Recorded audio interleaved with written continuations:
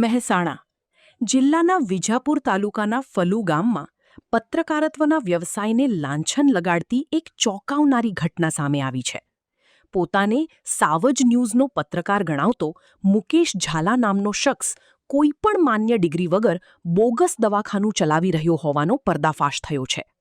મુકેશ ઝાલા પત્રકારત્વની ઓળખ આપી વિસ્તારમાં રોફ જમાવે છે અને તેની આડમાં ખાનગી પ્રેક્ટિસ કરે છે. કાયદેસરની ડિગ્રી વગર આ શખ્સ ગ્રામીણ જનતાને દવાઓ અને ઇન્જેક્શન આપી લોકોના જીવ જોખમમાં મૂકી રહ્યો છે. દવાખાનામાં BHMSની ડિગ્રી પ્રદર્શિત કરવામાં આવી છે. જો કે આ ડિગ્રી મુકેશ ઝાલાની પોતાની છે, કોઈ પાસેથી ભાડે લાવેલી છે કે પછી તદ્દન બોગસ છે, તે તપાસનો વિષય બન્યો છે. મહેસાણા જિલ્લા આરોગ્ય વિભાગ અને પોલીસ તંત્ર તાત્કાલિક આ મુકેશ ઝાલાના દવાખાના પર તપાસ હાથ ધરે અને BHMSની ડિગ્રીની સત્યતા ચકાસી કાયદેસરના પગલાં ભરે તેવી સ્થાનિકોની પ્રબળ માંગ છે.